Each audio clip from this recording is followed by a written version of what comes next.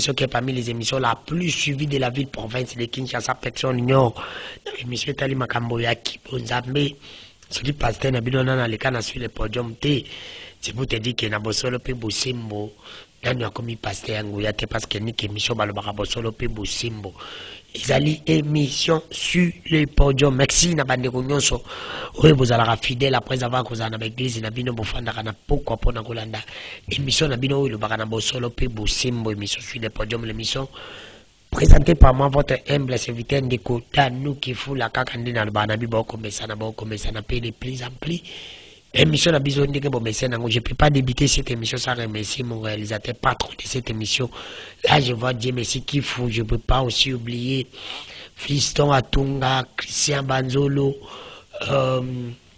Bruno Nzinga Bango Basala Gabon Nabiso, qui toque le banda qu'on a vu. Alors, je ne peux pas aussi commencer cette émission sans remercier mon directeur du programme autorité morale de cette émission, c'est Romain Makonda Mauvais. Je vous salue.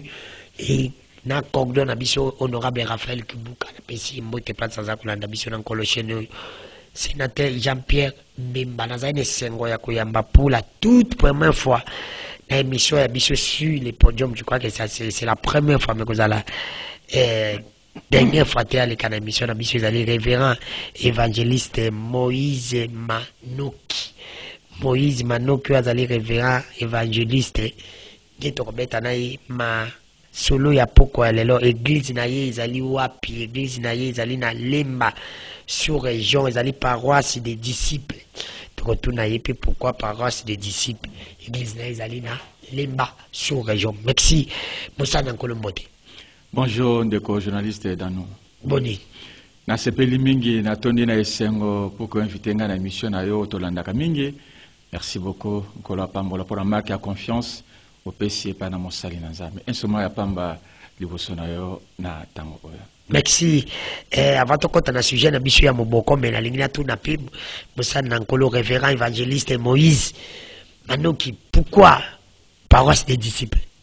Oui, paroisse des disciples biso zali 10e communauté des disciples Christ au Congo. Tous ali membre ya ECC, tous la 10e communauté. Tomi pesa comme ba disciple bi rôle o ba disciple ba joie na Biblia bo ba vanda ki na Yesu ba lia ki na ye ba tambola ki na ye impact na bango kino lelo tozali ko vivre yango yango biso ndima ki toza kombo na ba disciple.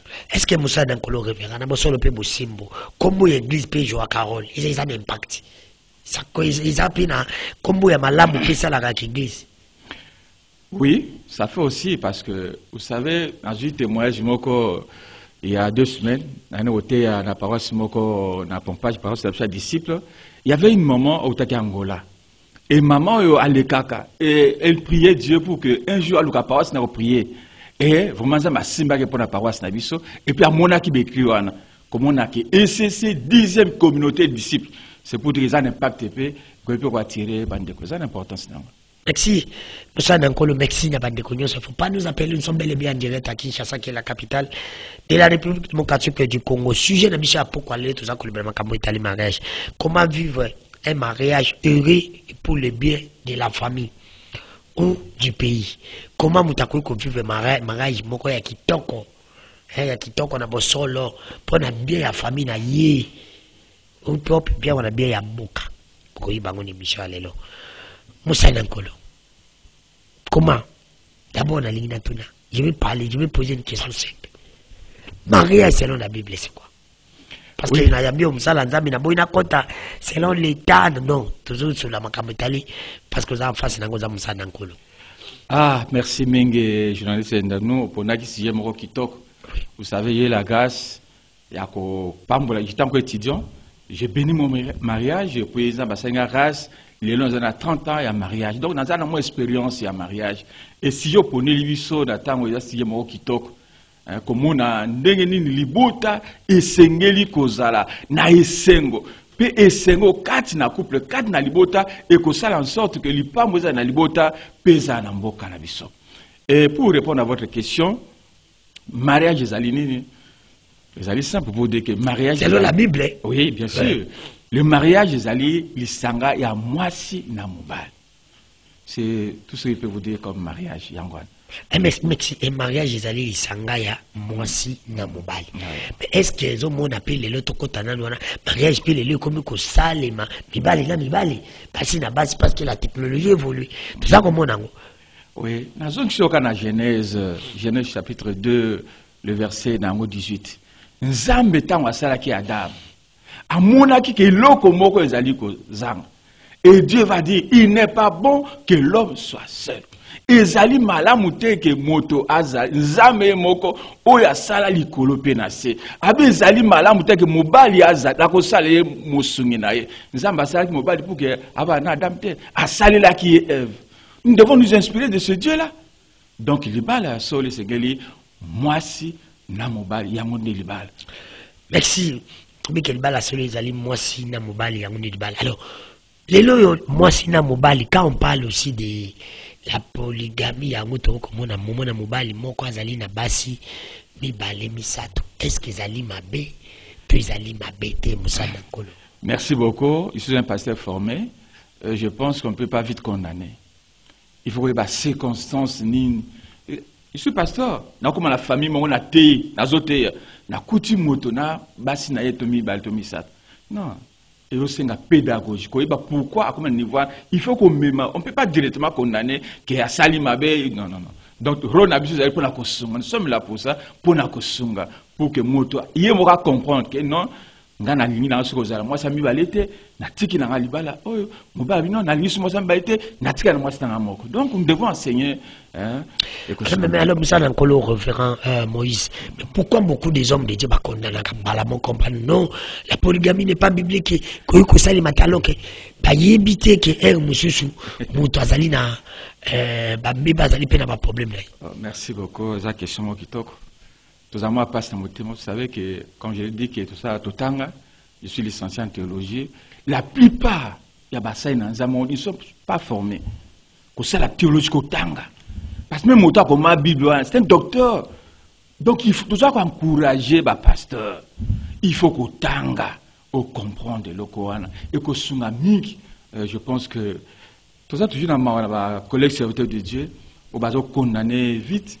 Parce que les lois, c'est pas passé, vous nous condamnez parce que nous faisons ça en public. Mais nous pouvons vivre.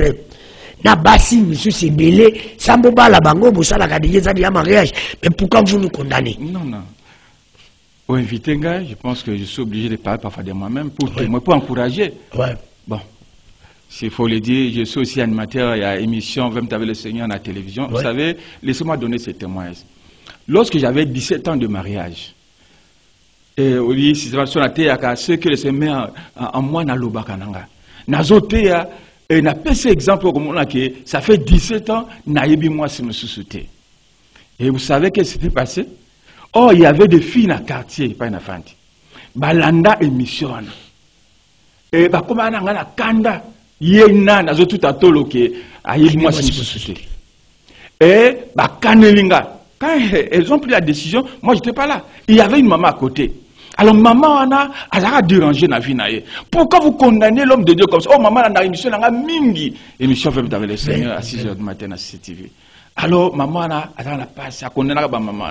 Mais ailleurs elle a été dans le quartier. Qu'est-ce qui s'est passé?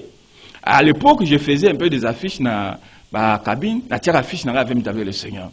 Alors cette maman est venue à monifier. Ah, na sami na pasteur.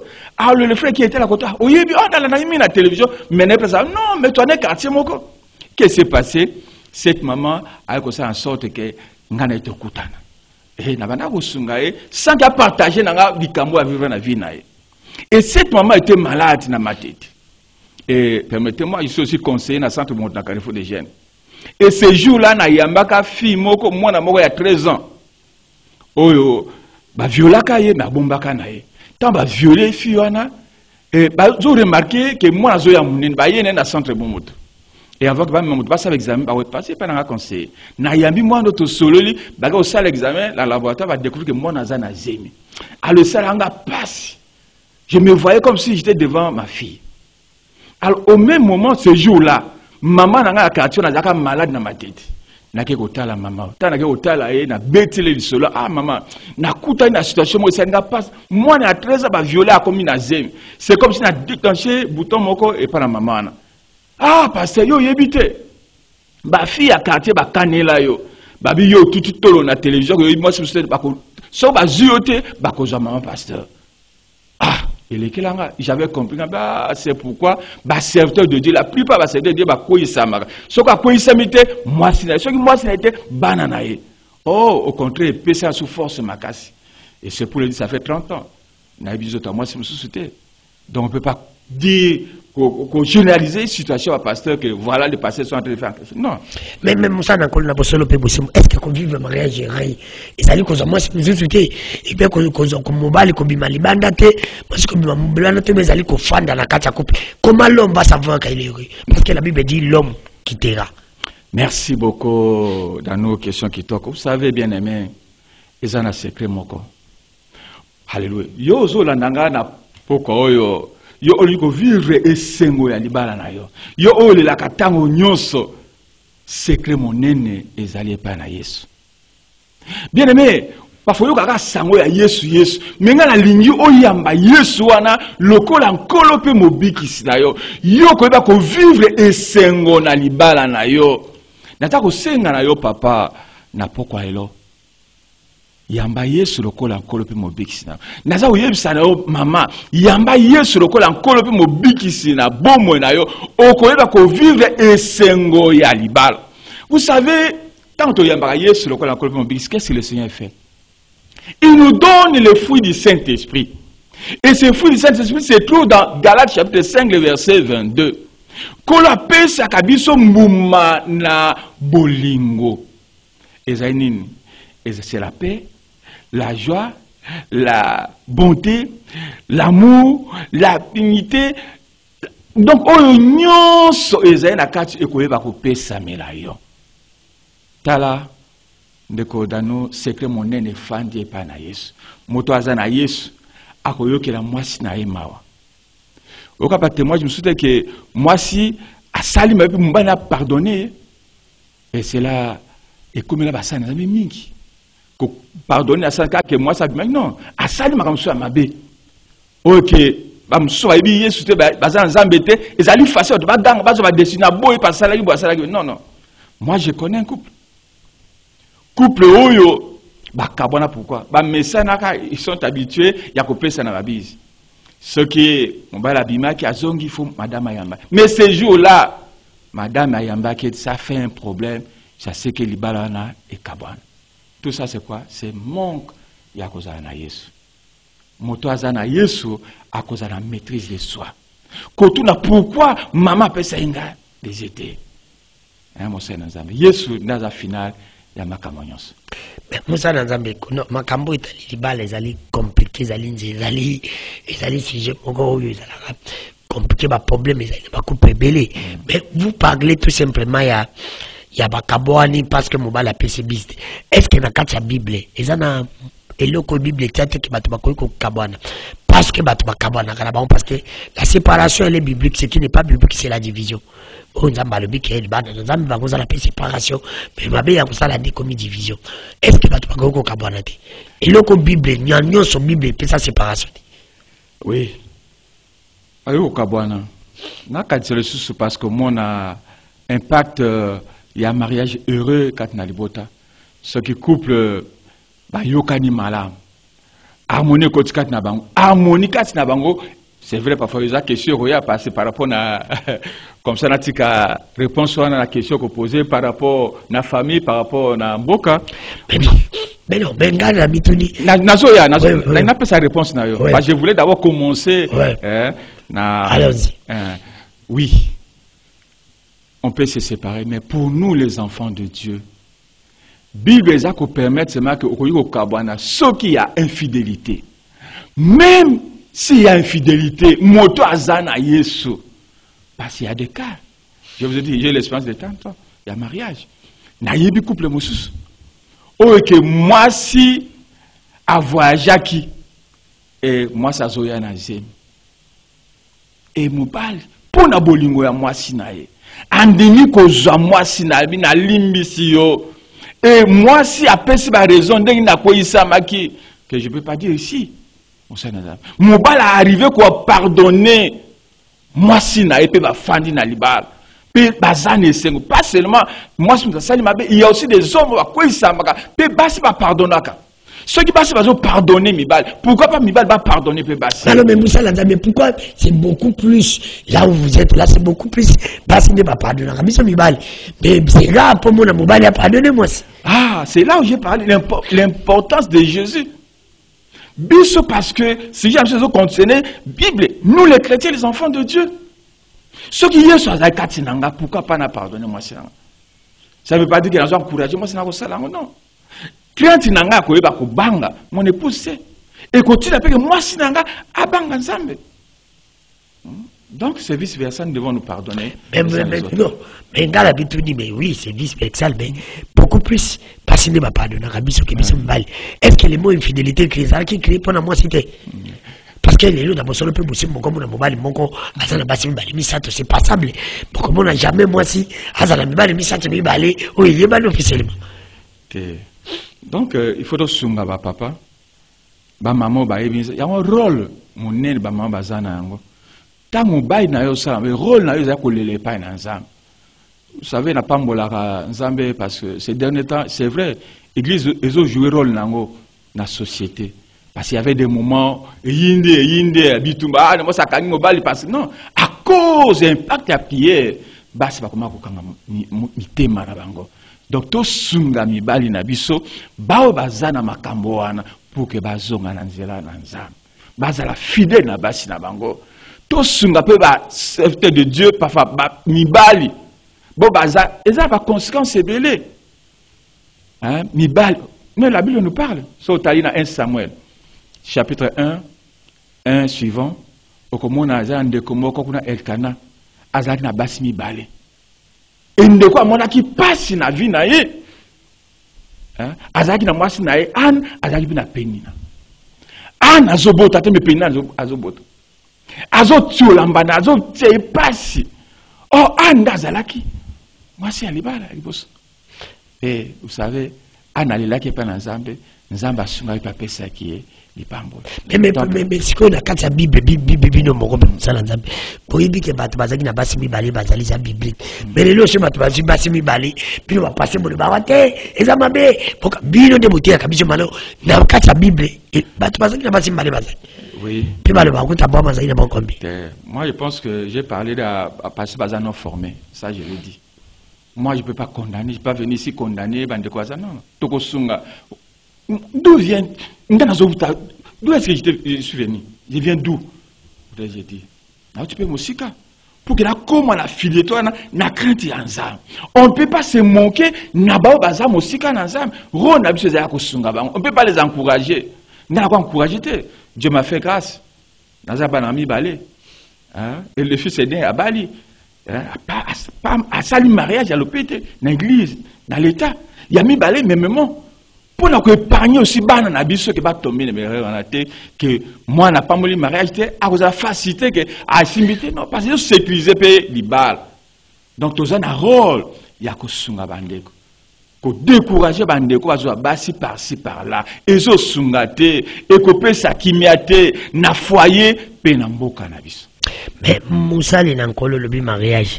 Mais mariage ni au monde nanzamba koyiko sala entre mariage coutumier civil et religieux. Son gars na mbongo muké. Ou ya sali chrétien akoyiko privilégié ni mariage ni.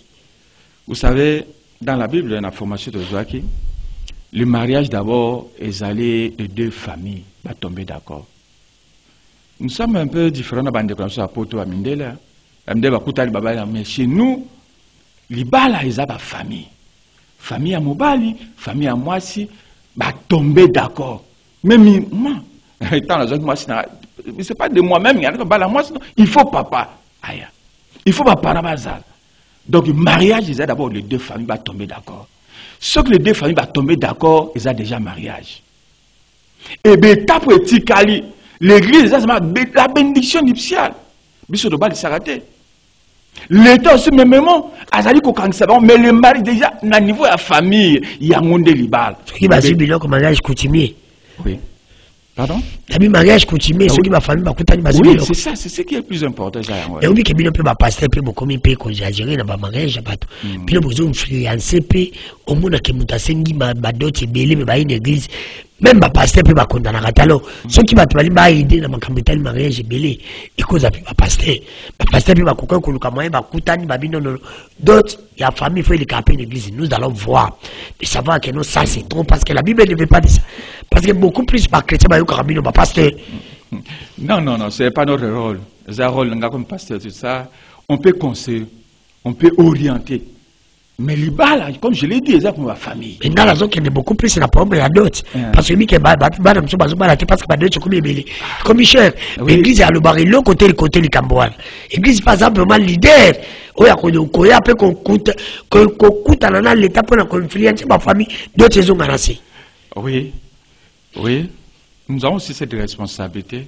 La matière nabiso, l'enseignement nabiso, pour nous aider ma famille, les aliments bêtes. Mais pour ça, la camoufler. Non, est-ce au passage à l'église tout pour vérifier tout ça, ça il faut pas le dire. Révérend. Bino maté abiso monté à kabiso mingi. Ils allaient à l'ipamboli, ils allaient à voyage. Bino monté à kabiso mapa maté à wanate. Là, je voudrais pas citer l'église Moussous. Oui, non, moi je suis devant un homme de Dieu. Je suis devant un homme de Dieu. Je suis un pasteur de l'ECC qui se respecte. Donc, tu partages d'inspiration, d'orientation au service. Donc, on ne peut pas venir ici pour nous retirer à Pambola. Non, ça, c'est pas. Et parce que le matière. Est-ce que mariage à Malam peut confier mon canon? Bien sûr. Mais si. Ce mariage à Malam peut confier mon canon. Alors, pourquoi pas aussi? Église peut confiance que bana quatre église babala na confiance l'état qu'on canaliser d'autres parce que le babala te pour d'autres ça vous le savez non tu encourages la famille pour que babali sabana tu encourages bana biso babala mais à ce qui concerne d'autres réalité ba famille et belé ba tribu tout cela mais c'est notre rôle toujours il y a quoi à côté. Ça, nous sommes toujours appelés à le faire. Alors, pour ça, nous avons le révérend évangéliste Moïse Manoki. Comment mariage heureux et confiance Moka? Alors, quand mariage est à Batoumi Bali, il ne peut pas tenir une confiance dans Moka. Bien sûr, nous avons mon expérience dans Moko. Oui. Grâce à Jésus, que ça a 30 ans en mariage. Vous savez, moi j'ai eu la grâce. Moi, c'est vrai, tu as eu ma fiancée, dans la même église, na bâti et puis toujours évolué naïe. Et nazo mona intimité wana, nazo mona ndenge za ko sabolingo na biso. Donc to komi ko yoka na mawa. Ce qui na sali ma maman a la compassion nanga. Ce maman sali ma na la compassion na. C'est vrai, tant zo pousse na mbula, vraiment zo koma bandeko. Et influence wana. Vous savez, moi j'ai été étonné de voir mon fils aîné na zo signé signature nanga. Et je l'ai découvert fils nanga est né azo signé netinga. So ezala ki ngo salanini. Pourquoi copier ma signature? Non. Ngana pambola kinzamba. Ah, moi, je copié signature netinga. Maintenant, je signé moté. Donc, mon akati na papa na non. Papa a un exemple à suivre. Donc, comportement dans la vis-à-vis de mon épouse, dans la maison, ils ont influencé Banananga. C'est pas pour rien que je vous ai dit, Bananga, directement, n'a pas mon mariage na bango. Donc, ils ont influencé Banananga. Ils ont fait sa kimia kat nanda kunanga. Ils ont fait ses sengokat na Bananga. Bananga, ils ont fait babimi. Bazu ba foyer banda kuna bango. Baza na rôle. De ce moment, il dit, vous savez que l'éducation, mon fils est en train de faire maintenant son stage comme médecin dans l'hôpital général. Maman yemo. Oui, aouti nanda kunanga, abimi, maintenant azo sunga déjà na maman yemo. Au moins nous déjà azo jouer.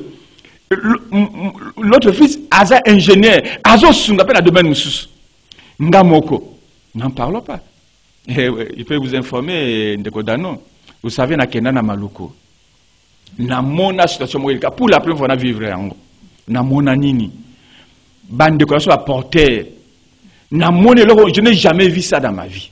Ndenge ba yaka ba fufu abeka kimpuka o ba sala ka ba kwanga. Ba ye na ona banien na kana za semi na mona maluku. Ça fait 4 mois. Ba zo bois ka ngona mai pembe na zel. Ba bois ki tondi. Et ba porter ba osani, porter akiti na mai.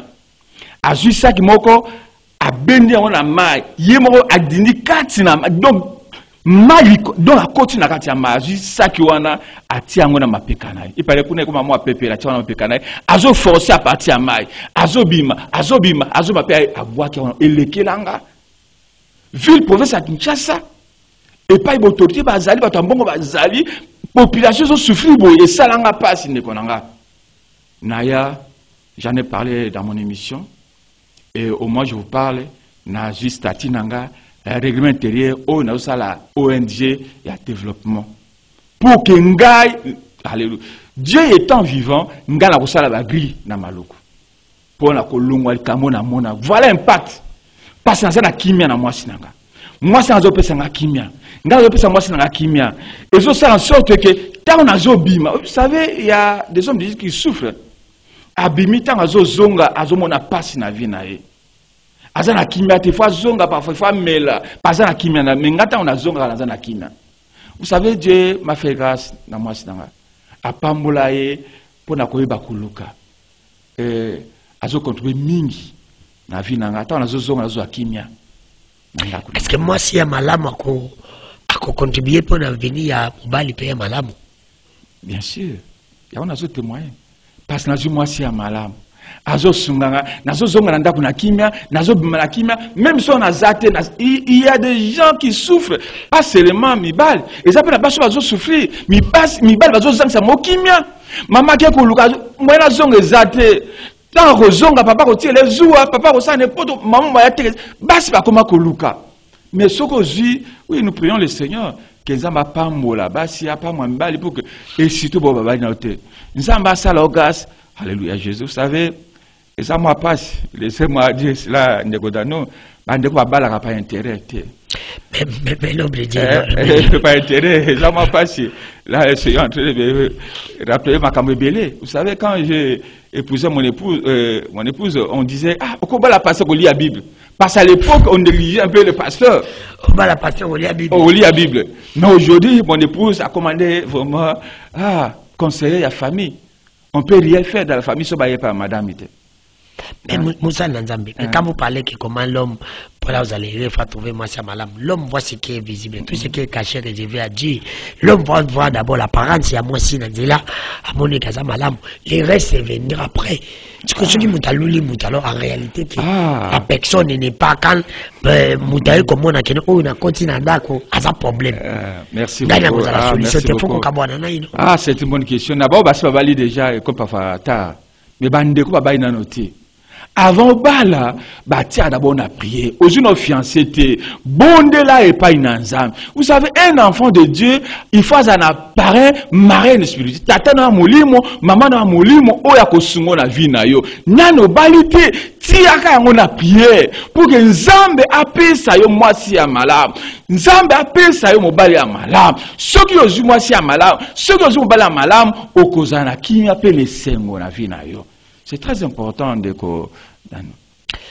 Merci na bande konyo soboko la démission na bino sur le podium ya mukola lelo. Présenté par ngai ya bino ndeko danu kifula mbote na Simone Kanda. Les boss azali kolanda mission merci. Place ozali Simone Kanda mbote. Na VOCA dialo place ozali kolanda mission na pesio mbote.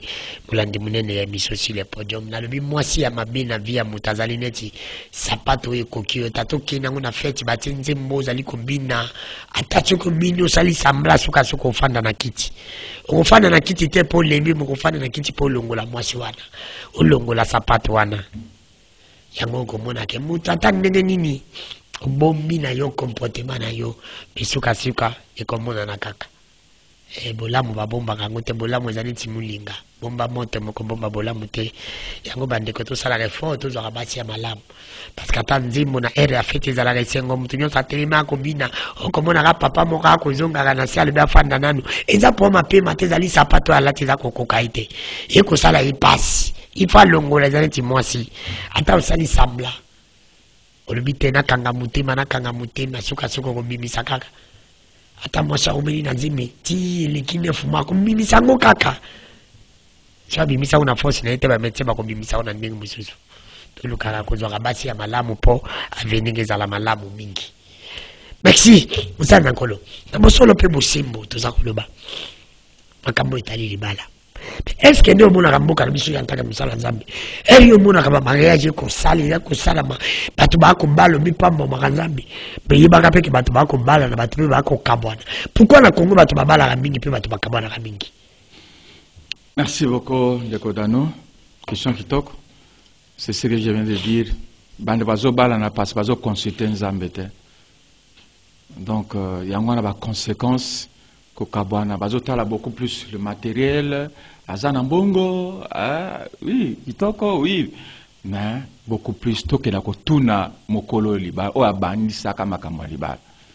Yangwana problème zo comme la biso na mboka, na o itali mabala parce que bande ko bazo consulter Nzambe te. Voilà un peu de Kodano réponse dans la main. Bande ko bazo consulter Nzambe te mais tu veux consulter Nzambe bona boina sala blasphème parce que Nzambe ko sakate mais wana kotina ngana tuna question na lubaka lobi boyiba ko yibe pa muta komi na pocha sambeli Nzambe sambela bakanga ngai te asili pe bakangi te ngelo bakeno Nzambe asali ayo kilo sambo na ye bongo muto pe aba sambela ababala sambeli Nzambe pesanga mwasha kitoko mais Nzambe pesi mwasi na réalité kokuta bosora zaina bosolo na yite akolobani Nzamba yuki le prier na yite. Merci Nzamba appelle c'est là comme abete. Vous savez si on a bien partagé non yo pour que nous avons 30 ans à mariage dans mon épouse nous se là mais to uti wapi. Est-ce que tu discutais? Makamabe comme la bisoté? Oui. Nzamba yebaka. So Nzamba au bon Nzamba appelle sur alléluia. Nous devons rendre grâce au Seigneur dans les circonstances. Pambola Nzambe na mwaso zali na ye. Pambola Nzambe na mobalo zanaye. Mutumoko kokate na sena moy. Et ça toujours, c'est pas pour rien. Bande comme ça, par exemple dans théâtre mabala, babi tala oeza luboko ya mwasi oeza mobali. Et tu vois, et pas ya mwasi eza ba vide eza na bisefe na bisawa, eza ba faiblesse ya mwasi. Et pas ya mobali mêmement, ba faiblesse eza kati na ye na ba vide oyo. Ba vide eza. Mais qu'est-ce que le Seigneur fait? Ba faiblesse eza pas na mwasi, mabe eza pas na mwasi, mabe eza pas na mobali, nzamba sala kanini aza ko mema mwasi na mobali, amemi bino, mobali aye ko zipa mabe ya mwasi. Pe mwasi aye ko zipa mabe ya mobali. Pe bango bakozala moto moko, bakosala esengo ya libala, bakosala bolamu na libala, pe kombo na Nzambe ekozwa lokomo. Yebaka ko zipa pe mabe ya mwasi na yo. Yebaka pe ko zipa mabe ya mobali, nano azanga mabe, libala ni ezanga ba problème. Ba problème zaka, mais na bo bazala Yesu, bakobika na kimia na esengo pe na mapamboli. Moussa Nzambe, vous avez 30 ans du mariage, selon vous dites que non, vous avez 30 ans, mais il y a mariage à kitoko. Grandeur il y a mariage, batubako mona ya malamu, il y a si bon humeli. Si bon humeli, il y a que les malamu. Ah, bon, batumtiwa comme fanda pona bana, palelo, zo y connaître pe que mariage, ah, ceux qui n'a comme fanda na libalo ka pona bana, bana ndi kaka bana, bakomo sale sengo ya libala. Alors qu'il fallait moi si na mobali ndi bazala yobe. Ba on yeso bakomi kufanda pona na bana. Oza mona ngote ke za ko salema mingi msana ngo. Oui, ezo salema. Rôle toujours to pesaka, il faut que za ba songi ba conseiller. Yo mama oyo fandi be parce que ba conseiller wana za problème parce na katwe te ba conseiller wana pe ba koma pe ko mona. Conseiller msazo conseiller comment bimani na moi sina. Effectivement na. Faut le bango na toujours. Oui, permettez Ndeko Dano. Allons-y. On a toujours que dans la devise, dans la mission, la foi en Dieu, la vie de la sainteté, l'obéissance au Saint-Esprit et les œuvres. Na sepe la ramine comme pasteur. Mota pousse la repananga à travers moli monanza. Pour que pour la conseiller na yo, même pasteur na yo, oya ko pa mwalipa, nzamba lobeli yo nini. C'est très l'écoute au Saint-Esprit, moli monanza il faut orienter kabiso. Maman nanga yozo lela ufandika pona bana te. Alléluia. Tout ça pas témoignage de Kodano. Na espérance tout ça nango. Papa boakisa mama tika ye akenda na ye libala kote mususu. Suka maman kolela ka pa nanza. Papa zonga pa fukama. et commandé biso à passer papa il conseille passer yaka ko bonde la madame alimbi sanga fuka mana somba nebo baso asomba parcelle pas bonde la mwasi na limisanga mama na bungaki donc rôle na biso yango na mama nanga eza pe mbalo bazolela na bibi kande ko mususu ndeko bali mwasi la c'est tout mais mwasi akimi mobile atiki mobile na passe pe akei na mboka mopaya kuna kenda ke simbite azongi sukolele pa na mobile. Donc il faut se soutenir. Mais parce que nous parlons du mariage, vous avez totalement raison, mais question moko yilinga yawa. Mais comment bino va passer, surtout va passer minga Congo. Soka pambo mo na zumwa satindi na poto ya tikalia. Mais comment va to babala ni bana distance. Mariage comment on sale ma système ya technologie, évolution musala nzambe, moti na poto yawa, alebi ki bazala mariage. Est-ce que ozomona mariage ya bongo zali na avenir? Oui, il faut qu'il a accepté de dire à Mawa. Par exemple, ce n'est pas tellement conseillé comme ça. Dans mon expérience, on dit que les habientés, que c'est un collègue serviteur de Dieu, au bas la moi, sinon, moi, soutien de côté, les habientés, parce que même au Canada, donc, nous avons conseillé nos collègues serviteurs de Dieu, il faut que la maman place moko. Et puis, maman, pour un rôle, ma casse, il y a il y a aussi parfois des serviteurs de Dieu, à une église, mais moi, c'est à une église. Ce n'est pas conseillé. Alléluia, Jésus. C'est là aussi le rôle, il y a besoin de fidèles. Passer à une moko, à une église, mais passer jamais à une moitié. Ce n'est pas conseillé.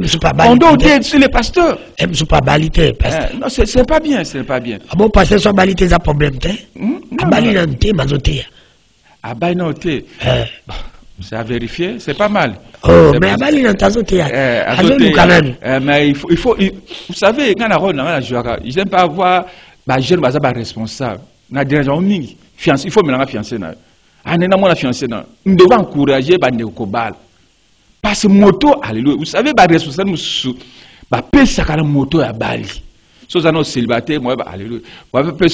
Vous savez, j'ai connu un pasteur, quand je faisais la théologie, Azaki célibataire, mais Azaki négligeait la paroisse. C'est ainsi que moi je m'étais dit que avant la théologie, je m'étais marié 2 semaines avant qu'elle ait sa licence dans la théologie.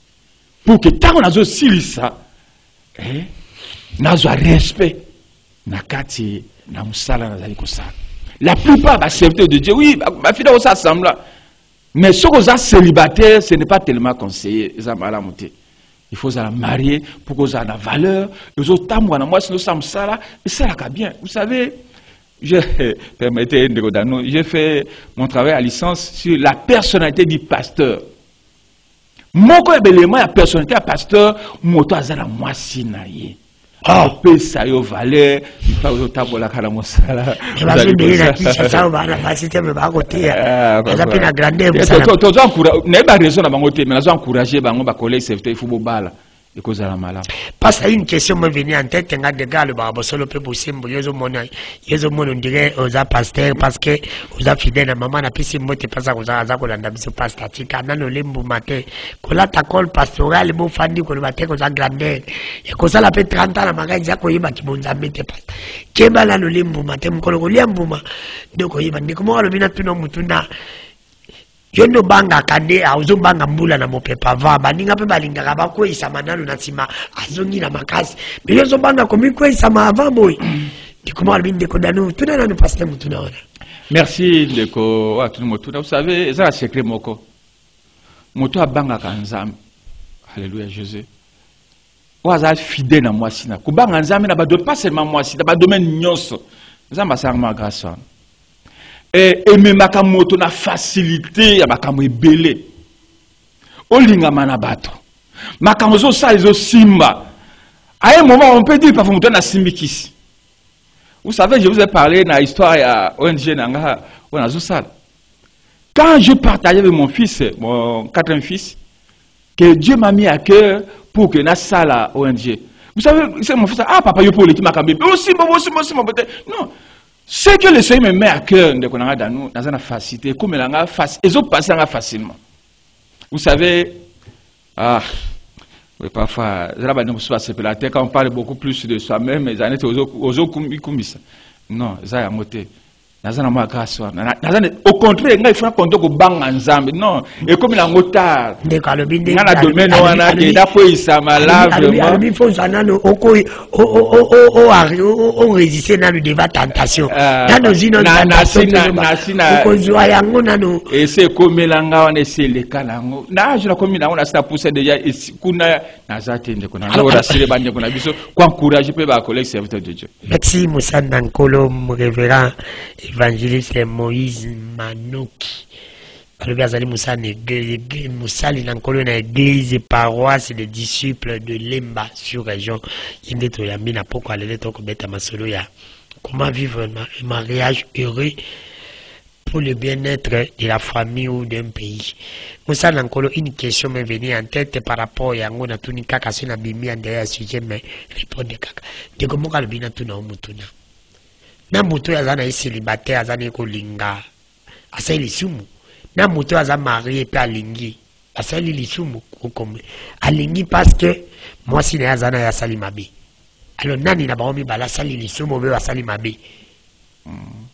Les sous n'ont pas rapport à Kolinga. Toujours dans. La lobby a bien mouton à Bali de Itaza Kolinga na Ibasi.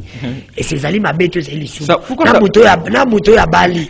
Mais ma bête à moi si na inde sali à Linga moi si. Oui, merci. Na sali ma bête mais na sali les sous. J'ai oublié de répondre à ma question. Je suis là pour poser ma question. Oui. Ils sont intéressés mingi toujours dans parce que la problème la sexualité. Les problèmes écoute à la mission à ma balle.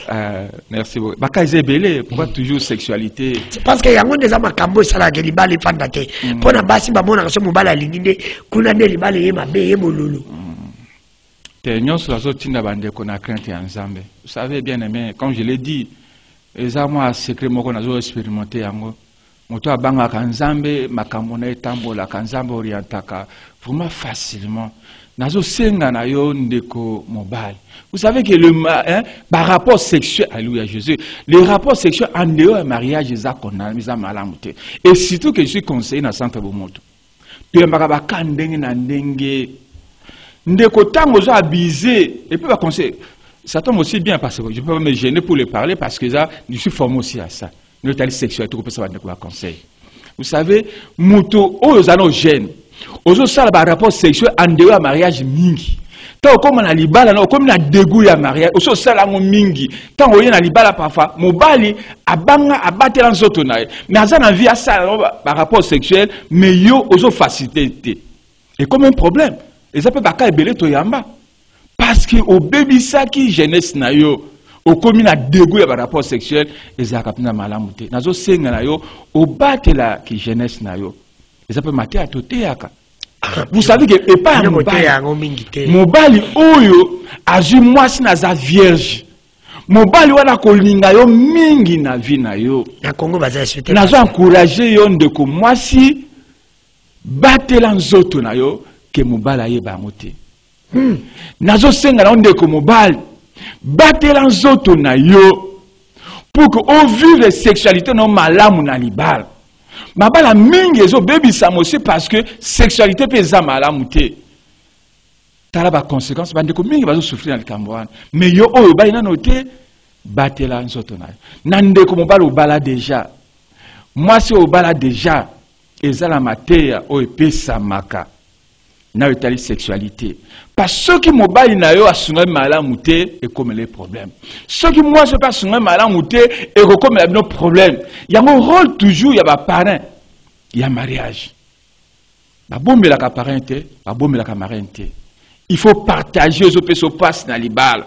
N'intimité nyonso loba yango pour ko zo akimba soko za na kimia na libala na ote ndenge noko sunga bana na yo soko za na kimia libala na ote ndeko sunga mboka ntu za na besoin na yo yo ndoko za président de la République ya lobby yo ndoko za la sénateur ya lobby député ya lobby bourgmestre ya lobby eza yo donc nzambe ayeba ko batela yo pour que oyeba ozala libala ya malamu mpe wana kozala na kimia na libala no esengo na yo okoyeba ko contribuer pona bolamu ya mboka na. Est-ce que msana nkolo to comme kena suka ba pareil azapi na rôle makasi na libala ya bato soko zi pareil malamu akoyi plus confidentiel libala malamu. Et comment tu vas savoir que non moto aza pareil malamu? C'est par rapport à l'expérience ya mariage. Ndenge oza na expérience ndi ba omona oza pareil ya malamu. C'est ça le grand problème. Ah, vous savez, le Godano, c'est très important. Nous sommes toujours na prière. Mawara bandeko azo luka paraît parce que amoni que azana mbongo akosite non luka paraît o akosunga yo beaucoup plus na molimo paro ozo apparaît parce que tala exemple ya couple na bango ndenge ni bazo vivre ozo pe mo information pour na couple yango e kosunga yo mingi. C'est vrai tous a besoin que ba paraît ba sunga biso na mbongo parce que zangi mbongo non mais ngalo kwa mosena nzambe na senga na yo bazwaka parrain selon toujours dans la prière.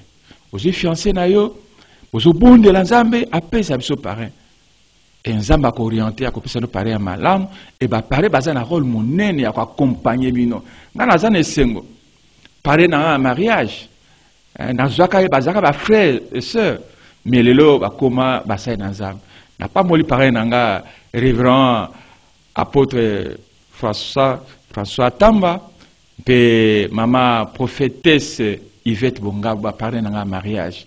Et Nazal est sengo parce que Nazara pasteur, donc bazalaka balaïque, mais le ba kuma basai nazam. Et basunga biso mingi, ba marka couple markanga mingi na vinanga. Vous savez, couple markanga na commencé na moni papa na mona na zo mona parler nanga. So moni maman na zo mona maré nanga. Donc ça tia lona kati na bolingo mo respect moko e pas onyo sazali papa onyo sazali maman na pamboli couple parrain na biso. Merci Moussana Nkolo to comme na suka émission au boîte bazango benga, il faut pas nous appeler, nous sommes bel et bien en direct à Kinshasa qui est la capitale de la République démocratique du Congo. Moussana Nzambe to comme na suka bosani nini il fallait na tuna il fallait le ba mutuna moko na tunyote le bango pispil mo téléphone. Oui. Oh, il y a une question posée. Mais il y a une un mot pour Mboka Nabiso. Vous savez, si j'ai dit que oh, il y a un big calibre à kimia. Ouais. À cause de la kimia, la libota na e. Ouais. Et à quoi va contribuer pour na bola Mboka. Mboka a contribution à Angoyo.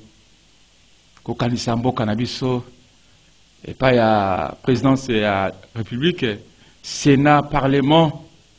Et si on continue à faire comme on a Christo, ngalo ko la pasteur na bino, nazali ko bonde la bino na kombo na Yesu. Bien aimé, o ko pambola mandenge nini, o ko zwa ndenge nini, écoute, vanité de vanité, tout est vanité. Nzambe wana et la plupart bo batisama lokola ba chrétien, mais intérêt la population zali ko souffrir. Na bonde bino na kombo na Yesu, na bonde la kapona bino que sala musana malam pour que tango yo kotika sena moyi oyo kombo na yo etanga maka. Ah nazo penser na mwasi moko Dorcas oyo azalaki na misala malam tango akufaki mboke ningana kelelaki pona ye pe azongaki na bomoi. C'est vrai Dorcas akufa mais toujours tanga kombo na ye na sengi na yo yo ozali na pas responsabilité na mboka oyo sala musala no malam ba intérêt personnel ba sentiment en autres la biso ekweyisama to penser na population ba mingi bo voter bo votango komi na place. Alléluia. Oui, Dieu me met à cœur ba science occulte bosokota yango ndezo bebis okoya na makanisi ya malamu pato eza bakato ya baka mingi. Ah, Dano. Merci. Responsable. Merci. Numéro de téléphone comme Nasuka. Oui, numéro de téléphone est 09 98 16 10 10. 09 98 16 10 10. Merci. Na bande gonyo sobolanda émission sur les podiums apokalelo mbote na mulandi munene émission Océan Dialo yozalaka Océan le kibango nyoso mbote na Simoni Kanda. Balobi les boss. Petit mbote place vous allez kolanda biso. Merci. Dieu merci kifa merci na Fiston Atunga, Christian Banzolo, Prino Nzinga, Romain Makonde autorité morale de cette émission. Merci à notre coordinateur Raphaël Kibuka. Merci. Là-bas, dès qu'on y a ce mission sur le podium, il y a pourquoi les qui présenté par Yanga Yabino. Dès qu'on a nous qui fout la cacandé dans le banabi, mais ça n'a pas les plis. Zampina émission Nabino sur le podium, n'a quoi aussi ces émissions Tessana et Sabino. Là, on a côté Nabino, ma question mi balai avant de ces émissions, mon pays Sabiano, place pour Salina le Biboy. Est-ce que Okoyemba Mutoyo Azali une expérience ya mariage, ils allaient parce qu'il y a oumeni na mariage, ou bien parce qu'il y a un problème belé na mariage naïe. Pour bien que Muto a une expérience ya mariage naïe, ils allaient parce qu'il y a oumeni na mariage belé, ou bien parce que Azali un problème belé na mariage naïe. Parce que occupé kozwa na tamuke ya libala moza pour problème belé.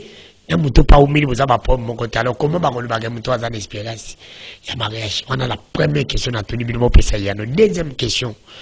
Yo bali yo bengi batumi bali na mariage na yo bengi ndeko na yo moko bengi ndeko na mususu moko mususu aye mariage na ote matindeli yo cadeau moko mususu pa aye mariage na mapesi yo cadeau te na ba mi bali na la lingi yo mingi bengi batumi bali na mariage ndi ba ndeko na yo moko aye apesi yo cadeau moko mususu aye te matindeli yo cadeau ya malamu na ba mi bali na la lingi yo mingi po pesa ngabi ya no place bozali misalilo ici dis merci kate misoto kutani lobi bye à la prochaine.